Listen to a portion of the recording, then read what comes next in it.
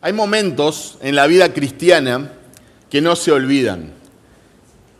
Y uno de esos momentos son los comienzos, cuando recién llegamos a Cristo. Especialmente si quizás no naciste en un hogar cristiano, quizás conociste al Señor ya de grande, hubo un cambio radical en tu vida. ¿Recordás cuando el Señor te salvó? ¿Recordás la alegría que había, el gozo que había, quizás el fuego en tu corazón en aquellos primeros tiempos? ¿Recordás el anhelo por la palabra? ¿La emoción de orar? Cuando querías quizás escuchar todos los mensajes que había en internet o visitar todas las actividades que había en la iglesia. ¿Recordás la pasión por compartir el evangelio? Que quizás con un poco de inmadurez, pero mucha pasión, uno trataba de hablarle a todo el mundo y nos tachaban de ser fanáticos, de ser loquitos, que nos lavaron el cerebro. No sé si te ha pasado, pero esta es la experiencia de muchos. ¿Te acordás de esos primeros tiempos cuando amabas venir a la iglesia y cantar y alabar junto al pueblo de Dios? Eso es lo que se le conoce comúnmente, popularmente, como el primer amor. Un amor puro, sincero, apasionado. Quizás no era un amor maduro, pero era real. Pero con el tiempo, muchas veces ese amor comienza a enfriarse. Las rutinas reemplazan la pasión. El deber toma el lugar del deleite. Y aunque seguimos haciendo muchas cosas bien, muchas cosas para el Señor, quizás en algunos casos podemos notar que algo se ha perdido, que ya no es como antes, que cumplimos, que asistimos, que damos gracias por los alimentos, que nos presentamos como cristianos, pero quizás no es lo mismo que al comienzo.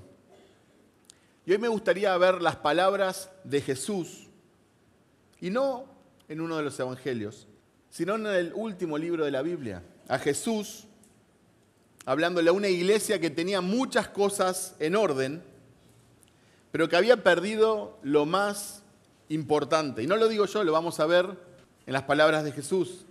Había perdido su primer amor. Y el llamado de Dios para esta iglesia es el llamado hoy para vos. Apocalipsis 2, del 1 al 7. Y dice la palabra del Señor: escribe al ángel de la iglesia en Éfeso, el que tiene las 7 estrellas en su mano derecha, aquel que anda entre los 7 candelabros de oro. Dice esto: yo conozco tus obras, tu fatiga y tu perseverancia, y que no puedes soportar a los malos, y has sometido a prueba a los que se dicen ser apóstoles, y no lo son, y los has hallado mentirosos. Tienes perseverancia, y has sufrido por mi nombre, y no has desmayado. Pero tengo esto contra ti, que has dejado tu primer amor. Recuerda, por tanto, de dónde has caído y arrepiéntete, y haz las obras que hiciste al principio. Si no, vendré a ti y quitaré tu candelabro de su lugar, si no te arrepientes. Sin embargo, tienes esto, que aborreces las obras de los nicolaitas, las cuales yo también aborrezco.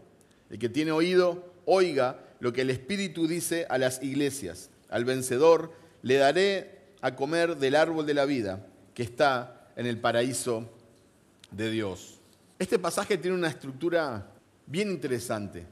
En el versículo 1 nosotros podemos ver que se identifica al destinatario del mensaje como la iglesia en Éfeso. Y presenta a Cristo como emisor de la carta, con atributos que reflejan su autoridad, pero también su cercanía, su presencia.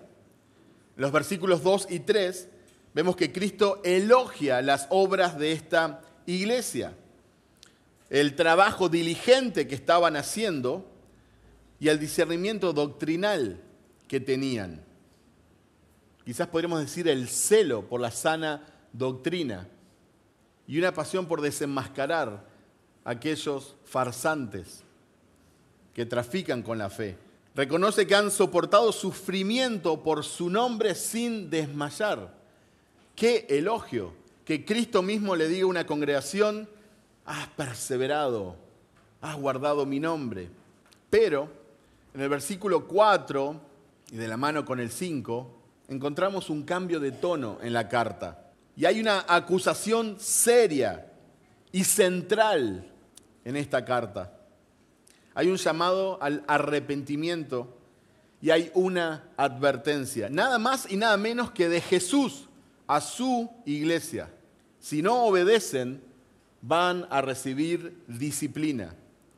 De hecho, van a perder su testimonio como iglesia. En el versículo 6, después de la reprensión, se añade otro punto a favor que tenía esta iglesia. Como si Jesús quisiera animarlos después de esto duro que les acaba de decir. Ellos rechazan la falsa doctrina. Rechazan lo que Jesús rechaza. Y eso es bueno. Eso es muy bueno. Y en el versículo 7 hay un llamado a oír y una promesa al vencedor. Pero se dirige a todos los que escuchan, no solo a la iglesia de Éfeso. El centro de este mensaje es la reprensión por haber dejado el primer amor. Se encuentra en el versículo 4.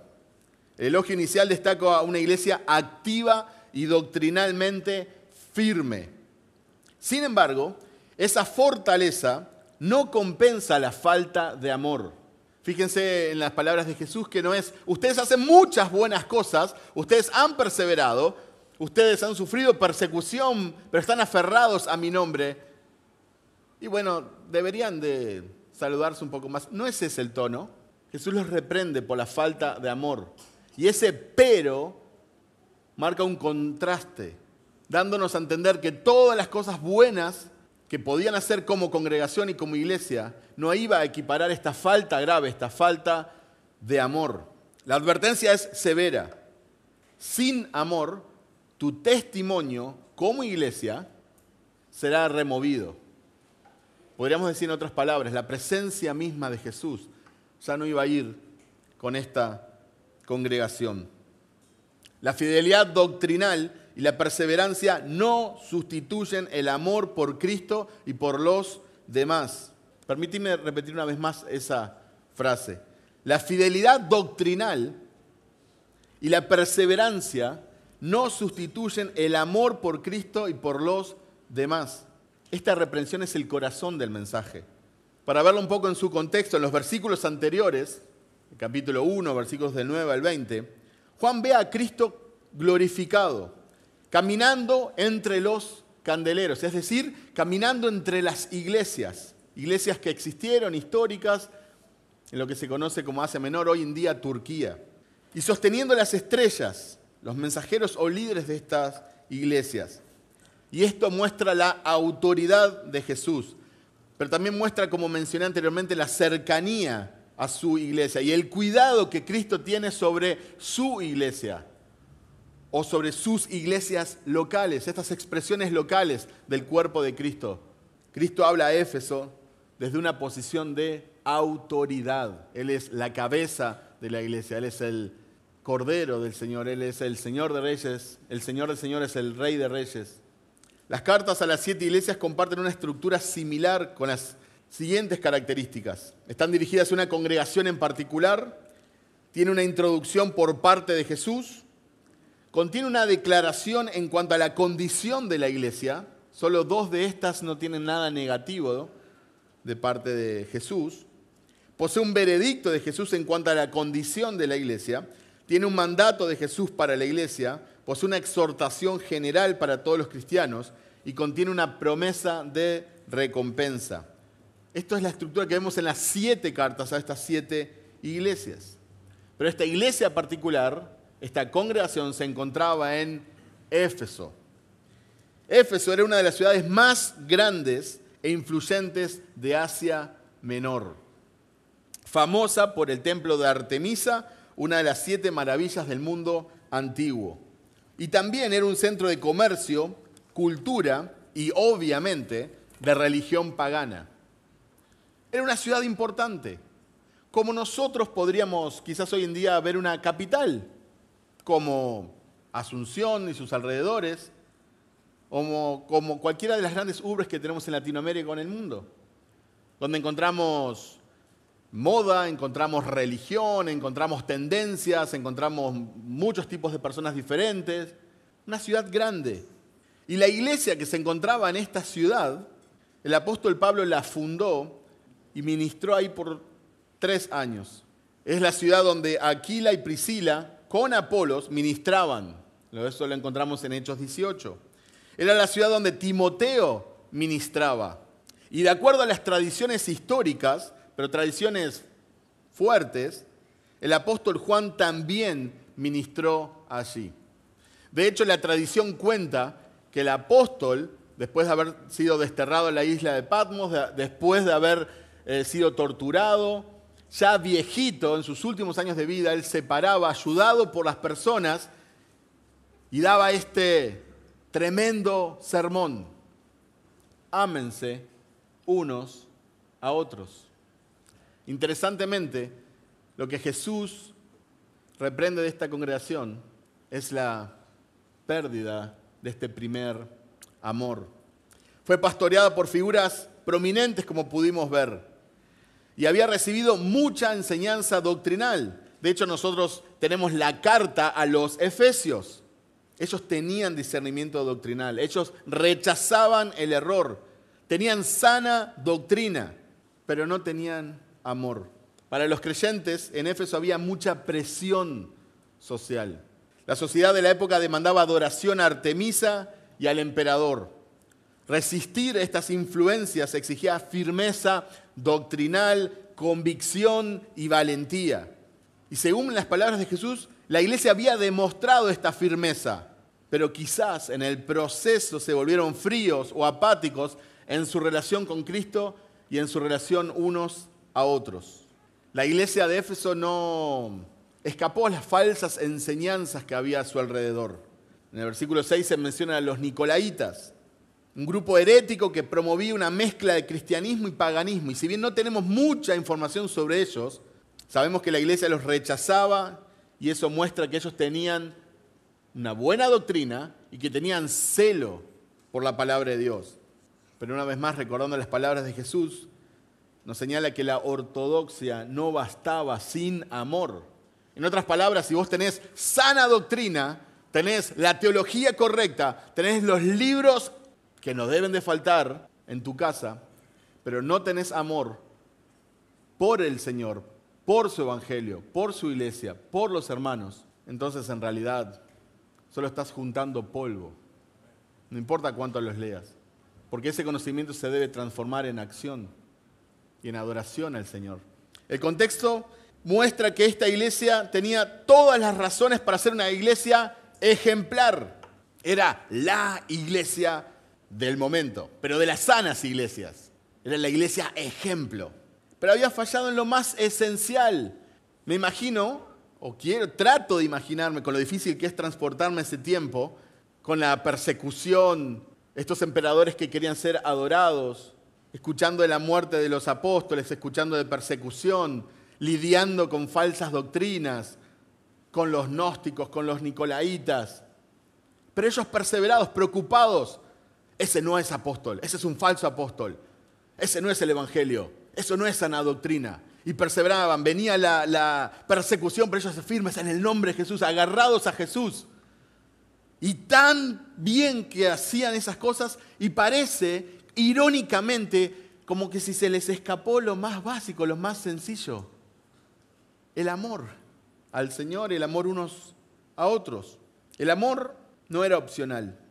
Y este mensaje no era solo para Éfeso, sino para toda la iglesia. De hecho, las 7 iglesias iban a leer las 7 cartas. El que tiene oídos para oír, termina diciendo Jesús.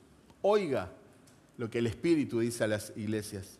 Hay un peligro real de sustituir la pasión espiritual por la rutina correcta, pero vacía. Esto es un peligro real. Podemos sustituir la pasión espiritual, que a veces parece que es de ciertas denominaciones o de ciertos grupos. Son más eufóricos. Analicemos nuestro corazón. Pasión no significa que tengamos que saltar. No estamos hablando de la hinchada de un equipo de fútbol. Pero hay un peligro real de sustituir la pasión espiritual por una rutina correcta, pero vacía. Los domingos voy a la iglesia, doy gracias por los alimentos. Obviamente hay ciertos lugares que no voy, hay ciertas cosas que no digo, hay ciertas películas que no veo. No confundas ser civilizado con ser santo. La santidad tiene que ver con la devoción a Dios, con la devoción por el Evangelio, con la devoción a Cristo. Es una pasión desmedida por su persona, por quien me salvó, me limpió. Y no solo me dio un ticket al cielo. Él sigue siendo paciente hoy en día, me sigue limpiando, me sigue esperando a que yo llegue a esa estatura de Cristo. Cualquiera puede ser civilizado. Hay muchas personas que no creen en Jesús y sin embargo no están en la cárcel y quizás no hacen nada que tenga que ver con lo criminal. Pero no son santas. No hay devoción, no hay amor. Y este es un llamado a recordar, a arrepentirse y volver al primer amor.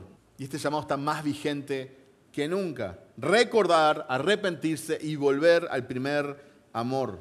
Hermanos, una iglesia puede ser doctrinalmente fiel y no tener amor por Cristo.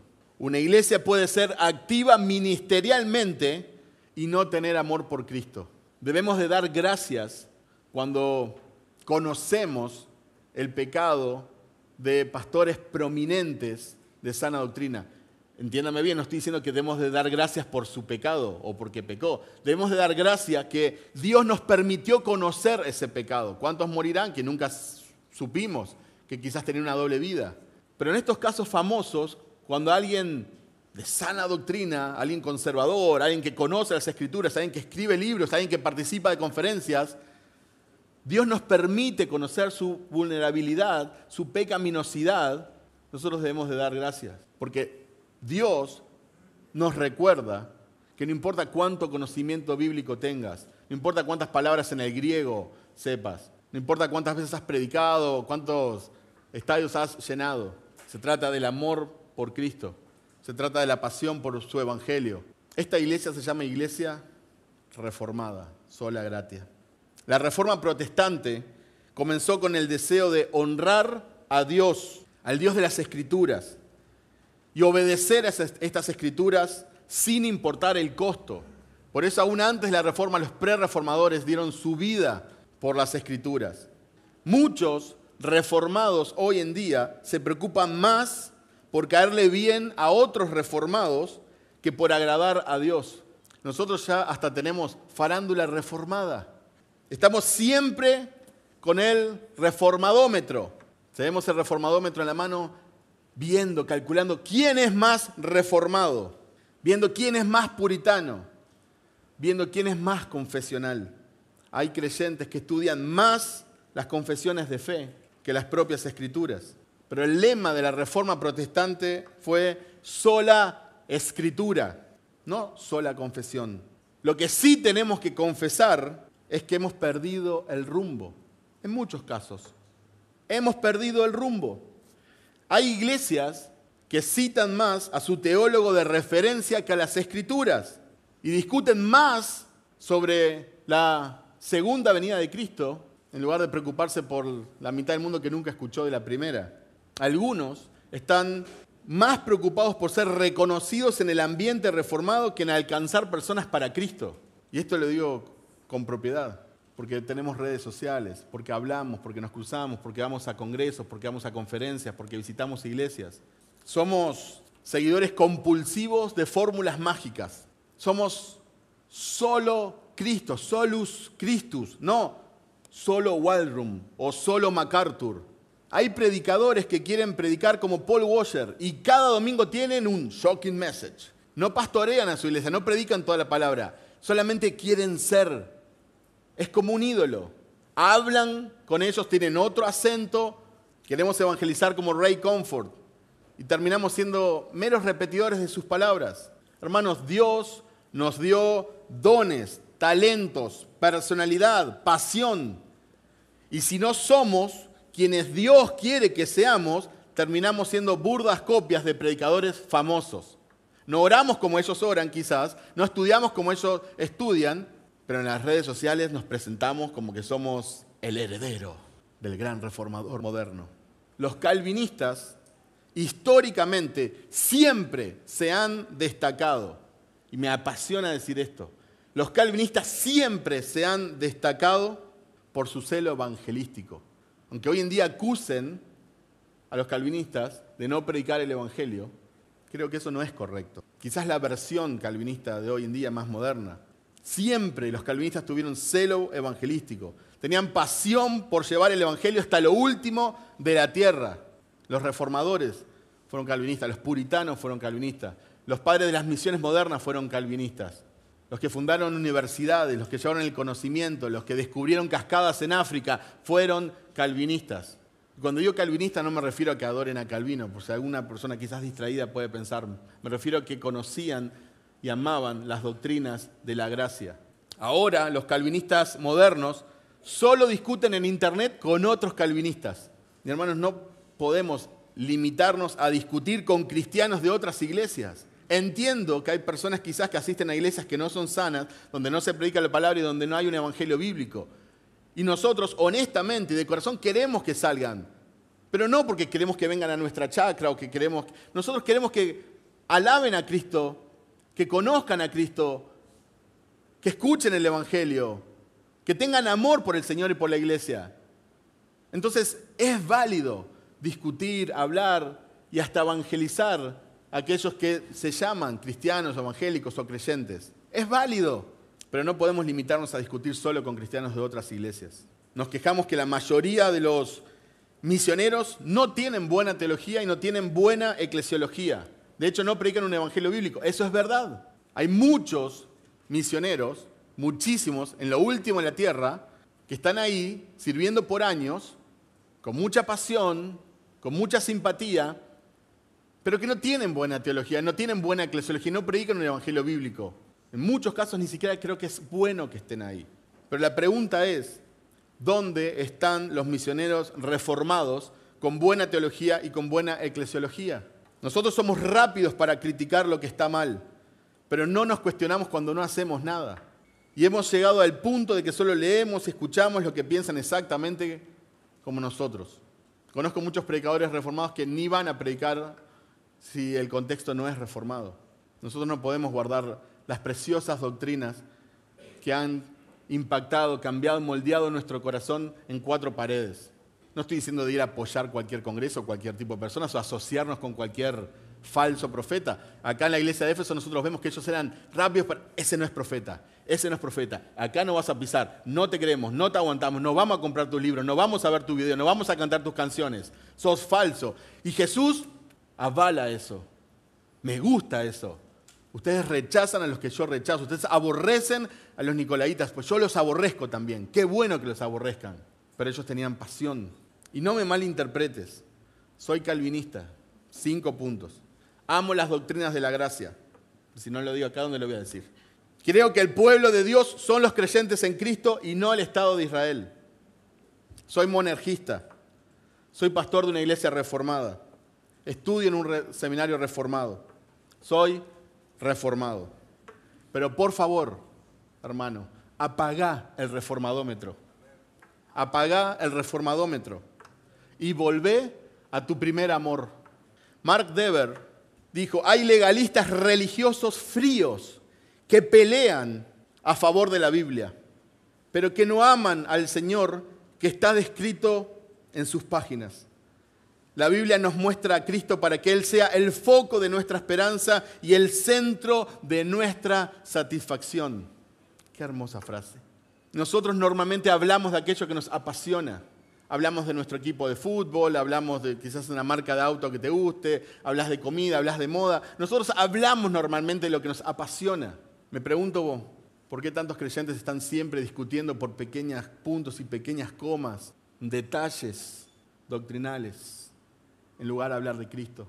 A mí me encanta discutir de teología, a mí me encanta debatir. Yo creo que es válido, creo que es sano, creo que es bueno. Pero hay una diferencia entre tener una pasión por ganar discusiones y mostrarnos que sabemos mucho, a tener una pasión para ver a Cristo formado en el corazón de la persona. Por eso las Escrituras nos animan a hacer apologética con mansedumbre, Sí, tenemos que estar siempre listos para dar razón de nuestra fe, pero con mansedumbre, santificando a Cristo en nuestros corazones. ¿Qué quiero ganar o conseguir cuando discuto en internet, cuando discuto con otros cristianos, cuando hago comentarios de otros cristianos, de otras iglesias, de otras líneas teológicas? ¿Cuál es la motivación de mi corazón? Creo que es sano poder ver si tenemos que volver al primer amor. Que quizás nos estamos apasionando por un montón de cosas periféricas, que no son malas en sí mismas, pero estamos sacando la cruz del centro. Apocalipsis 2, del 1 al 3, vamos a leer nuevamente estos versículos. Escribe al ángel de la iglesia en Éfeso, al que tiene las 7 estrellas en su mano derecha, aquel que anda entre los 7 candelabros de oro, dice esto: yo conozco tus obras, tu fatiga y tu perseverancia, que no puedes soportar a los malos, y que has sometido a prueba a los que dicen ser apóstoles y no lo son, y los has hallado mentirosos. Tienes perseverancia y has sufrido por mi nombre, y no has desmayado. Cristo conoce a su iglesia, Cristo conoce a los suyos, y Él ve las cosas buenas. Él camina entre las iglesias, con su presencia, con su autoridad, con su cercanía, con su sabiduría. Fíjense cómo Él afirma el arduo trabajo o el trabajo diligente o el trabajo con esfuerzo que hacía esta iglesia. La paciencia que tenían y el rechazo del mal. Jesús está viendo las buenas obras. Cristo ve todo lo bueno que hacemos para Él. Cristo lo ve. Cristo ve el esfuerzo, las ofrendas anónimas, ve las conferencias, ve las personas que organizan el programa, el calendario, los que limpian, los que organizan, los que editan videos.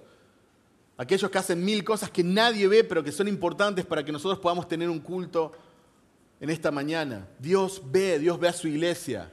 Dios ve, conozco tus obras. 1 Corintios 15, 58 dice: por tanto, mis amados hermanos, estén firmes, constantes, abundando siempre en la obra del Señor, sabiendo que su trabajo en el Señor no es en vano. No nos cansemos de hacer el bien. Cristo nos está viendo. Dice el texto: el que tiene las 7 estrellas en su diestra, el que anda en medio de los 7 candeleros de oro. Jesús se describe a sí mismo a la iglesia de Éfeso con imágenes tomadas de la visión de Juan sobre Jesús en Apocalipsis 1. Enfatiza la autoridad. Él tiene las 7 estrellas, su constante presencia. Yo conozco tus obras. Jesús mira a su iglesia. Él sabe lo que está sucediendo. No hay misterio para Él. Puede haber pecado, puede haber corrupción en una iglesia local, en una congregación. Para Jesús no hay nada oculto. Él sabe discernir lo que es bueno y lo que es malo. Si estás haciendo las cosas bien, no te preocupes. Jesús no te va a confundir con aquellos que están haciendo lo malo. Jesús dice: yo conozco tus obras, tu arduo trabajo, tu paciencia.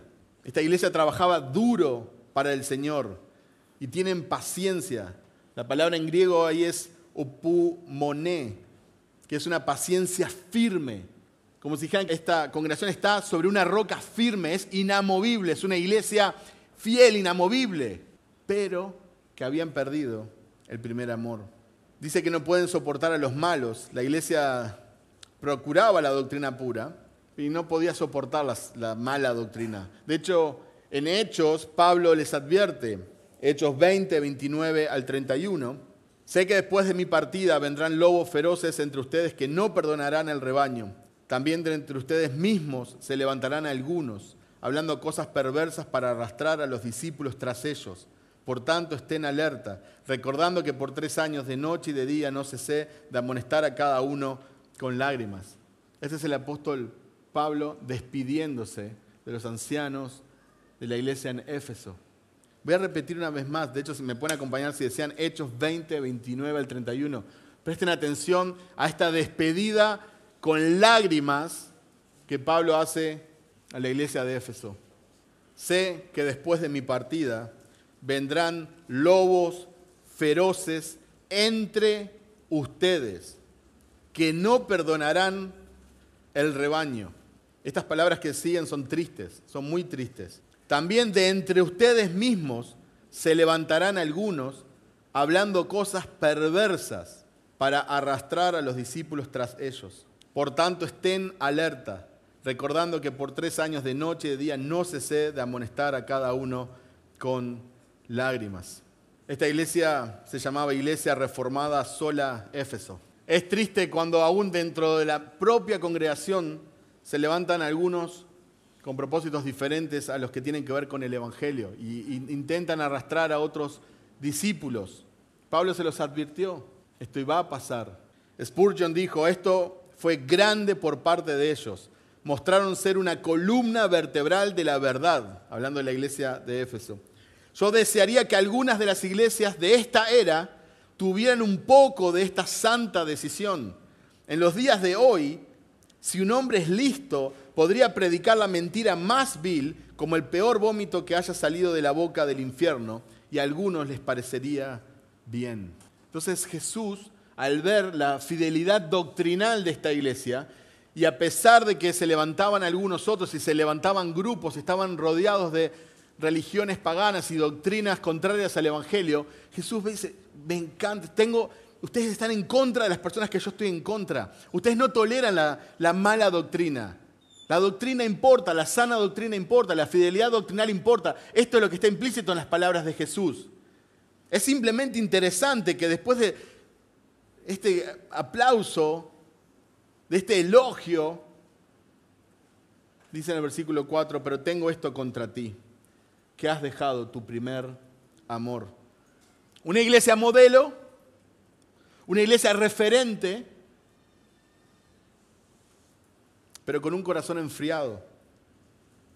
La falta de amor por Cristo no es un detalle menor, es una falta grave. Y aunque ellos habían dejado su primer amor, externamente todo se veía muy bien.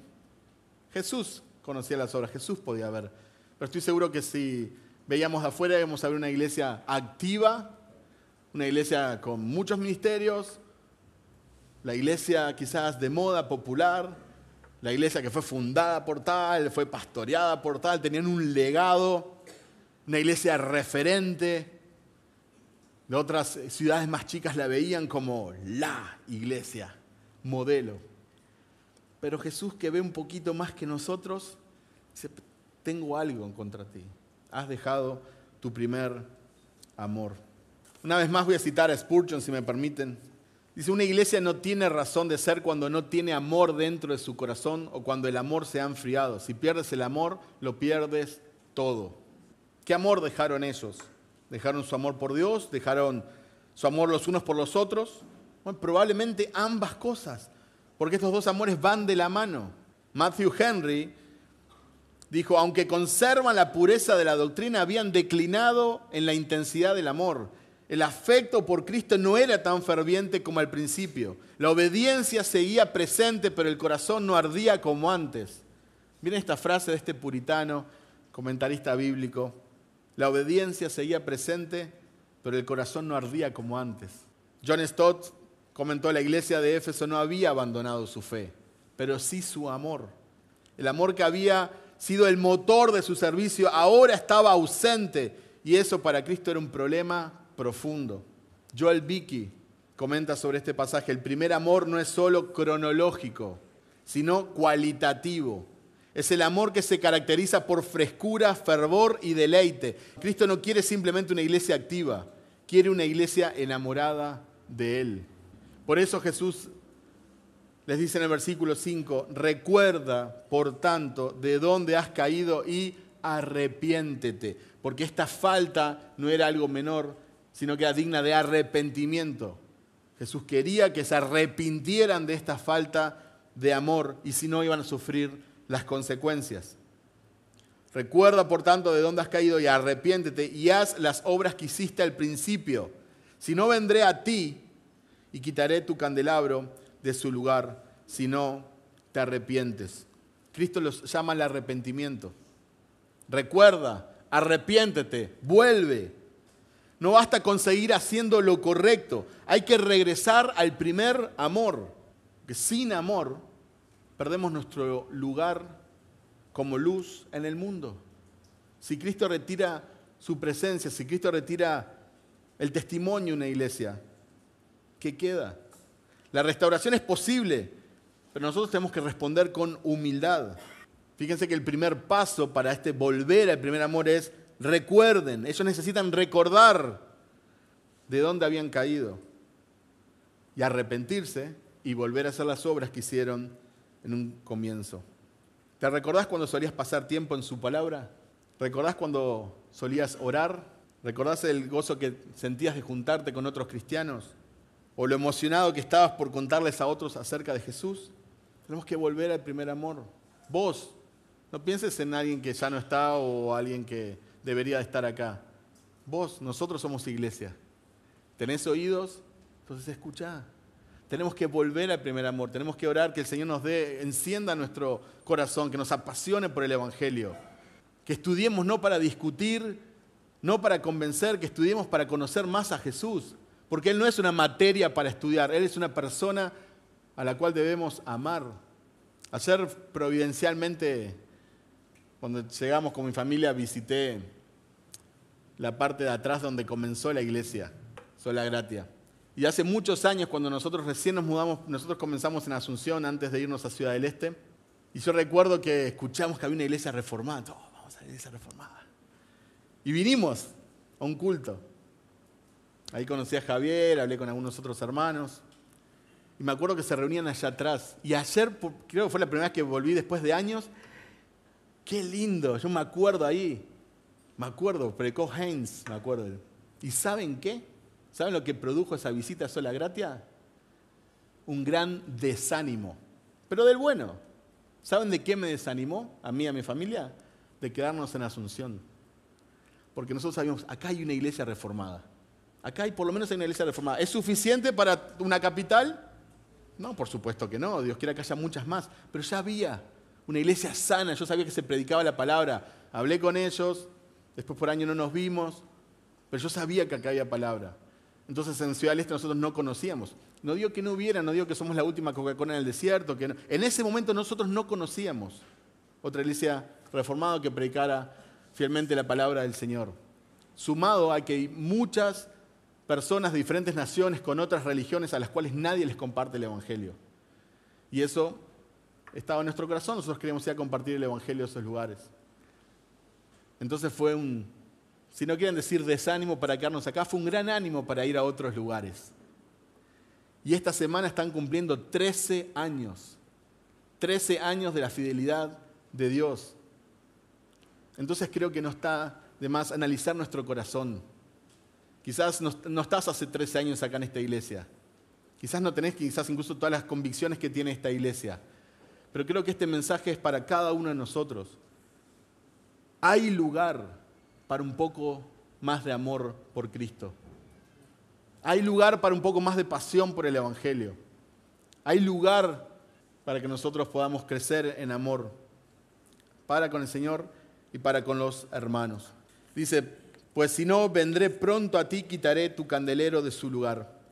Jesús les da una advertencia.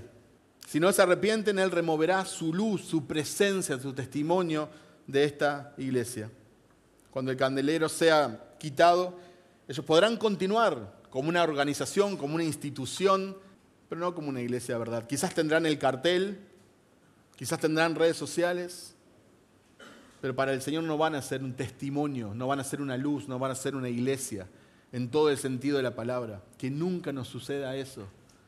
No importa el tamaño, la influencia, los eventos que podamos organizar, sino que el Señor nos encuentra siempre fiel, siempre denunciando a los falsos profetas, siempre amando la sana doctrina, pero amándonos unos a otros y amando al Señor y amando al Evangelio. Que podamos volver una y otra vez al primer amor. Porque no es algo cronológico, como dijo Joel Vicky, es cualitativo. Siempre tengo que volver a mi máximo punto de pasión. Siempre tengo que crecer en amor por el Evangelio y por el Señor. El versículo 6 dice, pero tienes esto, que aborrece las obras de los nicolaítas, las cuales yo también aborrezco. Que podamos aborrecer aquello que Dios aborrece. Y que podamos amar aquello que Dios ama. El que tiene oídos para oír, que oiga lo que el Espíritu dice a las iglesias. Y luego el versículo 7 termina prometiendo vida eterna al vencedor. La recompensa del que ama hasta el fin. el árbol de la vida, una restauración del Edén por medio de Cristo. Solo el amor perseverante por Cristo nos sostiene hasta el fin. Somos más que vencedores por medio de aquel que nos amó. Ni la muerte, ni la vida, ni ángeles, ni principados, ni lo presente, ni lo porvenir, ninguna cosa creada nos podrán separar del amor que es en Cristo Jesús, Señor nuestro. Somos más que vencedores. Nosotros no perseveramos para ser salvos. Nosotros perseveramos porque somos salvos. El primer amor no se refiere a emociones. Es un fervor por Cristo. Y perderlo es grave, porque puede indicar una relación mecánica y sin vida con el Salvador. Cristo no solo busca obediencia externa, sino corazones que le amen sinceramente. Por eso este llamado al arrepentimiento que Jesús hace a la iglesia es una muestra de su gracia. Es mucho más que una advertencia. Es la misericordia de Cristo en acción. Cristo quiere una iglesia que no solo sea fiel en doctrina y servicio, sino que lo ame profundamente. Y llama al arrepentimiento a quienes han perdido ese amor, ofreciéndoles restauración y vida eterna. Creo que esa es la verdad central del pasaje. Entonces, para concluir, examina tu amor por Cristo. Examina tu amor por Cristo. Cristo te llama a regresar al amor que tenías al principio, cuando el Evangelio te parecía no solo precioso, sino más valioso y suficiente que todo lo demás. Cuando la adoración era un deleite, la comunión era una prioridad. Volvé, hay gracia. Volvé si te has enfriado. Recuerda, arrepiéntete y vuelve. No confundas ortodoxia con espiritualidad. Podés tener sana doctrina, rechazar el error y aún así estar lejos de Cristo si tu corazón está frío. Porque la verdad sin amor es incompleta. Permití que Cristo te corrija. Permití que Cristo te corrija. Si escuchás hoy su voz, no endurezcas tu corazón. Cuando la palabra habla es suficiente para examinar nuestras vidas y poder corregir aquello que debemos de corregir, porque Cristo se lo merece. Y por último, vive con la eternidad en mente. No vivas para el hoy. Pensá en la eternidad. Pensá en tus acciones, en tus palabras. Pensá en la eternidad, pensá en Cristo, que todo lo ve. El árbol de la vida está reservado para los que vencen. Así que persevera en fe, persevera en amor, porque el final es glorioso y vale la pena. Así que hermanos, apagá el reformadómetro y volvé al primer amor. Amén. Oremos.